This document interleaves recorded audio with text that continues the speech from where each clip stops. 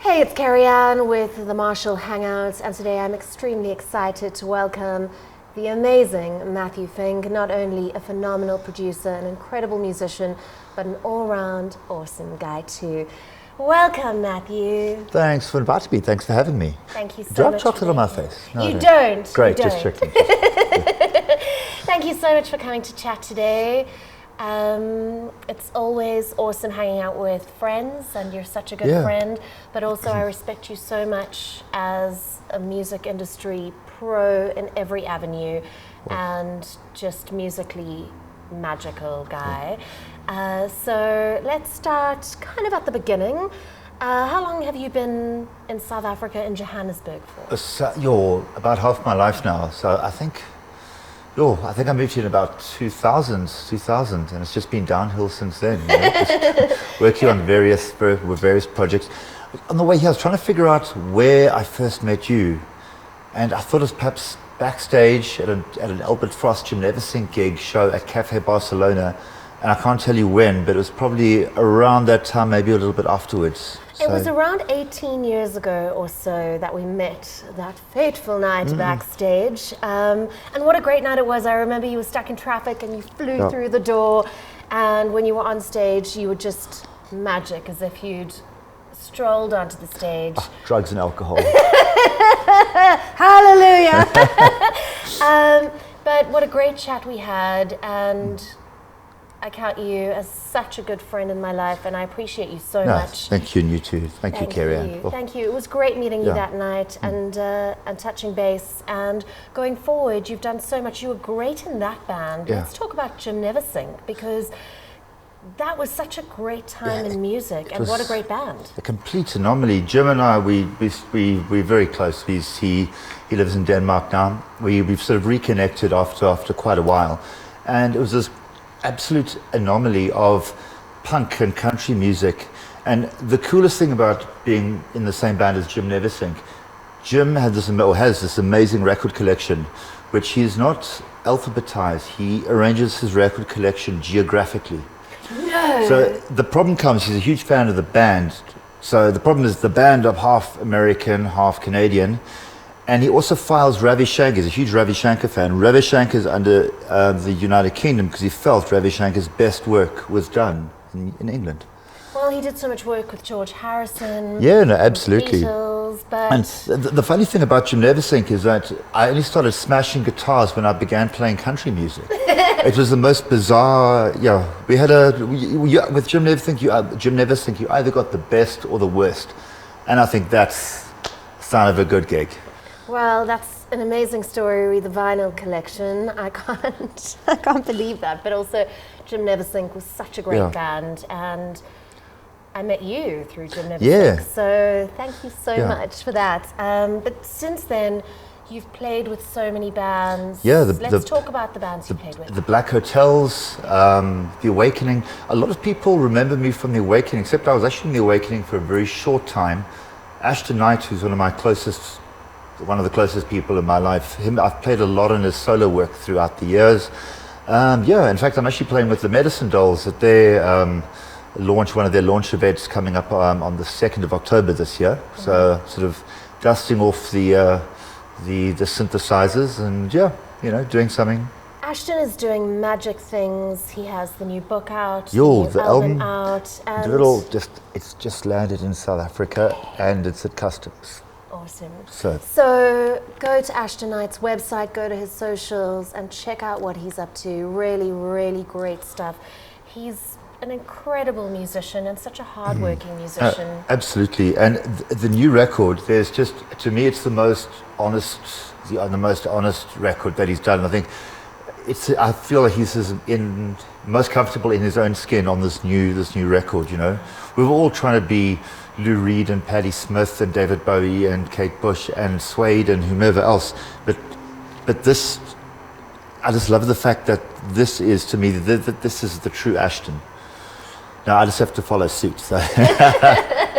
No, he really is doing magic stuff, and I've always appreciated everything he's done, and I know how hardworking he is and how much he pushes everything he does and how passionate he is about it. So I'm really, really excited to get my hands on the book, which is beautiful, and the new album, of course, which I've heard little tidbits of, and it's just beautiful.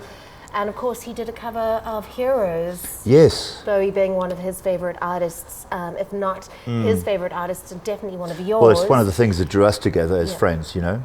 Yeah, I mean, and Bowie, the day Bowie passed to the other side, wherever he is now, was, I think, one of the days I cried hardest. Yeah, I hear you. I still remember exactly where I was when I heard that, we had that news. But on to more cheerful. Okay, so you've worked with obviously Jim Neversink and Ashton Knight in the Black Hotels. Yeah. Well, they had a weird start, though, I have to say. Yes. I come from a drama. I sort of came from the sort of a dramatic background. How nothing's changed.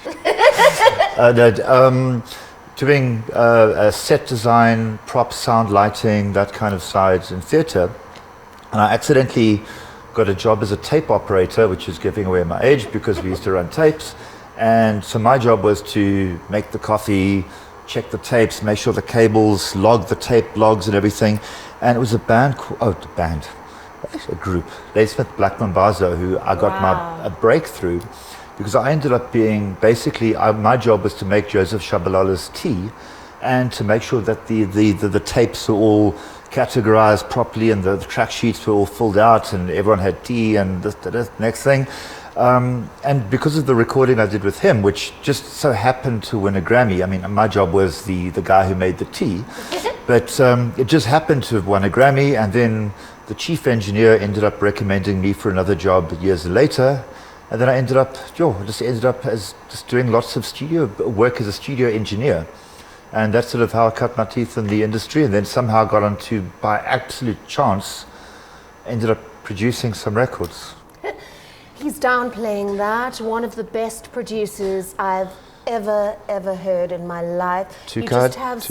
No, yes. Absolutely not. You have such a knack. You want paella? A little later. But you have such a knack for putting an edge onto any record and making it sound so beautiful, but so real at the same time, and not overproduced. No, absolutely. So I respect you as a musician, but as a producer, so much. The grit is just, it's distortion. It's one thing is why South African records sound South African. Nobody understands harmonic distortion. Turn it up. Let the tape level go into the red. It's okay. It's okay, guys. It's all right.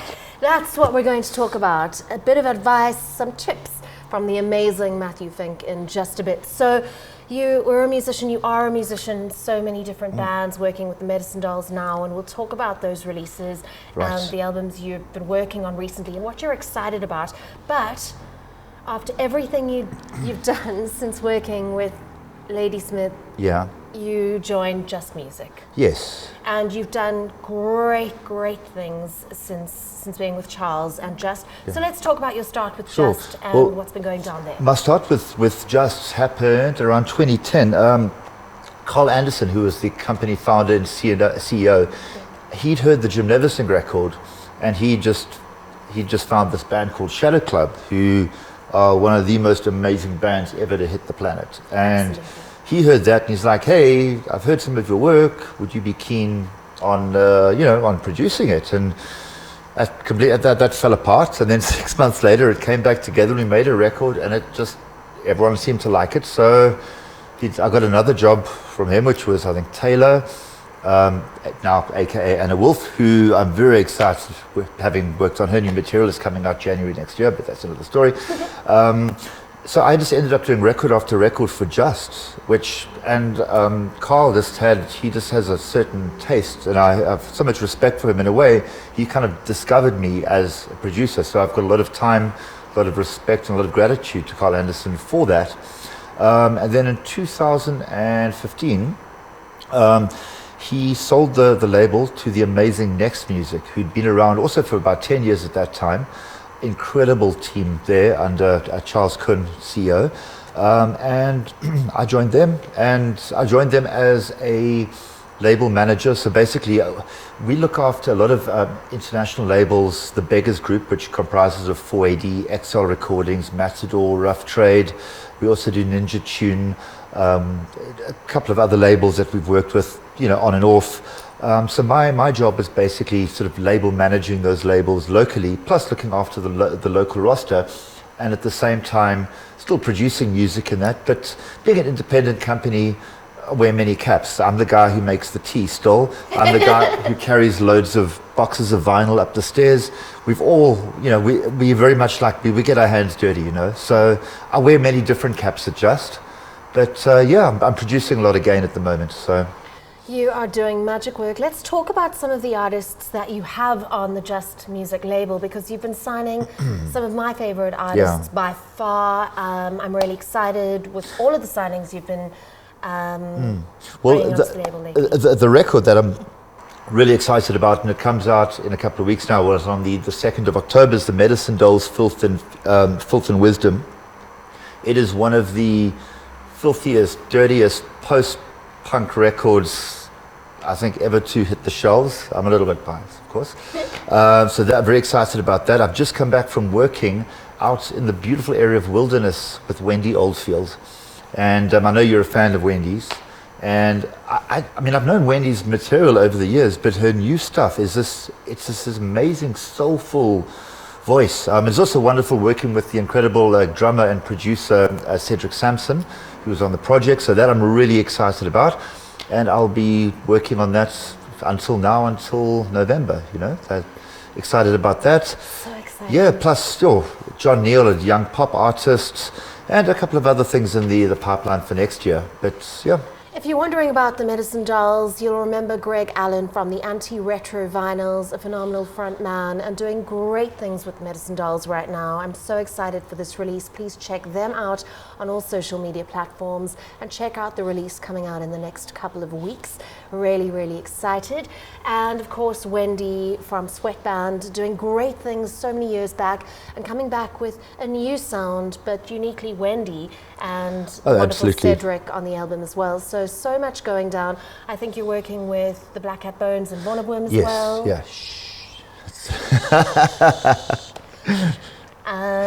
But you're doing great things. Sure. No, thanks. I'm joking about that. We are working with both of them, but that is end of the year. So okay. But I thought it was public. It is public. Okay, gosh, I thought I was letting the cat out of the bag there for a second. The black cat out the bag. Dreamed it up. The black cat out of the bag. Crash around here. We're in a music shop. But Matthew, working with so many great bands and Just Music, doing such a good job all around, supporting so many beautiful artists. Well, thank you. And thank you for playing all of our music on the radio. And thank you for your passion and your love of music. It's just wonderful knowing you and hanging out and just listening to music. But thank you. Thank you for everything you do for the industry at large. I really appreciate that. And next, I'm going to say you're welcome before we even start this chat, because as you know, Matthew does wear so many different hats in the industry. Matthew, talk us through a couple of the things you've learned over the years that you can pass along to up-and-coming artists, because I think being in the industry for as long as you have and doing as well as you have, you've got a bit of experience behind you.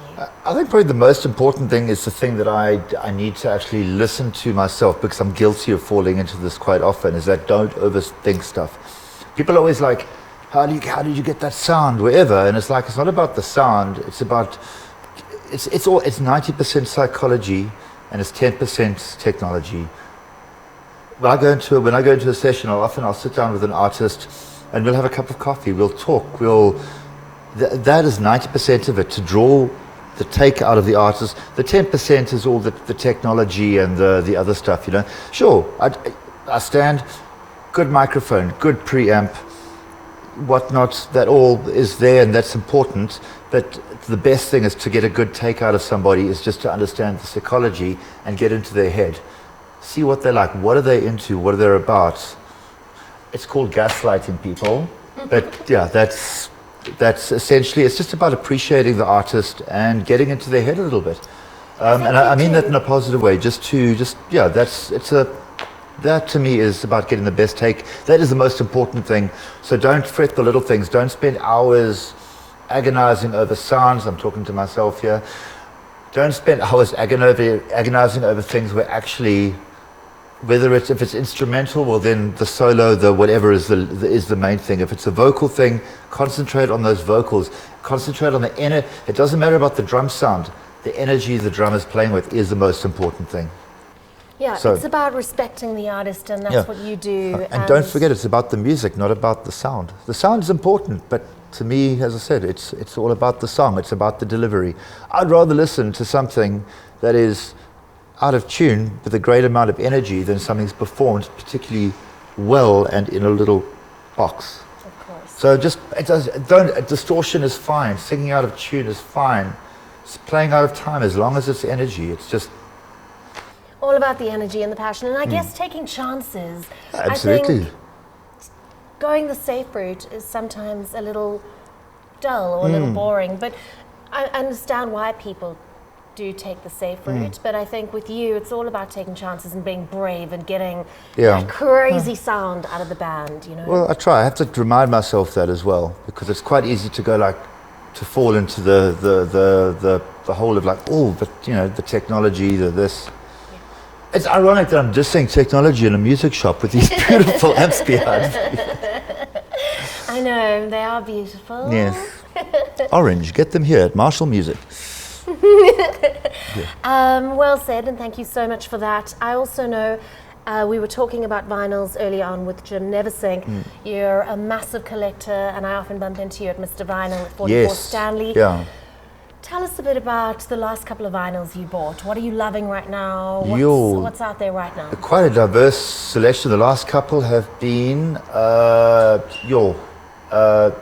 Sleaford Mods, last one, sort of English, sort of punk rap, if you will. Billie Eilish. I think that Billie Eilish record from last year was just one of the most amazing things. And I think that whoever cut the Billie Eilish record to vinyl needs the Nobel Peace Prize, because how do they fit that much bass? And it's a single record. The needle does not jump out the groove. That's great. And DC Fontaines, that are they're an Irish sort of pop punkish group. I'm really, really enjoying them. Awesome. Yeah. So that's what's sort of been on my turntable quite a bit lately. Oh, and then I found, I don't like colored vinyl. So I don't even know why I bought this, but I found Miles Davis kind of blue on blue vinyl. I'm a huge Miles Davis fan. So so I did pick up that. So that was, all good. I actually recently went to a gig in Melville at Romeo's. Okay. And DJ Bob was having one of his vinyl nights. Legend. And he often just dedicates an entire night to Miles Davis. And it's just beautiful, and DJ T and DJ Bob just do magic things with vinyl, and they've got such great taste too. No, absolutely. No, I love DJ Bob. Yeah. Except that time that I wasn't having a good time at Orpi Kopi, and I had to listen to the set for 3 hours. But it was really good. He played some good stuff. He played, I still remember him, he played Felix Leban's Donkey Rattle. I remember hearing Beastie Boys, Sabotage. So he played some good tunes, but... very, very cool vibes all around. Matthew Fink, we're chatting to on the Marshall Hangouts today, and always just great sharing stories with you. Before we go, a special story, one of your favorite stories from the music industry, where you went, and that's why I'm in the music industry, and that's why I do what I do. I can't tell you that. By the way, I'd just like to point this out. I've had my credit card. It all goes to pieces right at the end. Well, okay, here we go. Okay, I was just, besides this and breaking the mic, nobody warns me that I have a credit card and a cell phone and everything in my pocket. I look like I've been shoplifting here at Marshall Music. I've got a little amp in your pocket. So we'll put this here. So, yeah. Okay, so we can't tell. He won't share that because I guess there are too many, and the really good ones you can't share. Yeah, the real ones I can't. But I mean, I have to say some of my best experiences have been attending live festivals internationally. Where I've been very, very lucky to see some of my favorite bands all around the world. Last one is All Points East in London. I think that was probably my highlight of one of the last 3 to 5 years, was watching LCD Sound System live in London. Just one of my favorite bands live. But so I have to say some of my favorite experiences have been watching other people, we'll keep the rest tidy. So Good. Did I break your microphone? No, I'm Is it pretty all right? sure it's... Is it all right? These are quite sturdy, right? No, you're all good. You're all good. Come in, Kerry-anne. Come in. I'm behind here. Matthew Fink, check out some of his new releases coming out. Anna Wolf. Yes, I'm so excited about that. She was in South Africa for a few days, and literally in a week we put together an EP's worth of material, which was basically her on the piano and vocals, and then myself just on a drum machine, playing some guide synths and that. And then she left me with the arrangements, but the arrangements she left me with were the most devastatingly good vocals and piano playing. So she's back in England, and I've been having a lot of fun adding synthesizers and other drum machines and things to what we're doing. It's quite an electronic feel, the new one. I'm so proud of it, and I cannot wait for everyone to hear it. What an incredible artist. Taylor, now known as Anna Wolf. So keep an eye on her. She's doing some crazy collaborations overseas right now. Also check out Medicine Dolls, the latest release coming out pretty soon. You've also done some magic work with Sannie Fox, who's also based overseas right now. She's in London as well. One of my absolute favorite artists. Yep. She's My Soul Got Stranger. If you haven't heard it, find it on vinyl, CD, and download. It's one of my favorite records that I have done. So yeah, well done on everything you've accomplished so far. You really, I keep on singing your praises because you deserve every single praise. I'm in awe of the work that you do and the work that you put out there and your work ethic and the way you treat artists. Yeah. Well, thank you. So thank you so much. I'm sorry I broke your equipment. No, please, come again. There's more where that came from. Tiny little microphone, isn't it cute? Yeah, just hold it like this. The incredible Matthew Fink. Follow him on social media. Also check out all the great albums that Just Music are putting out.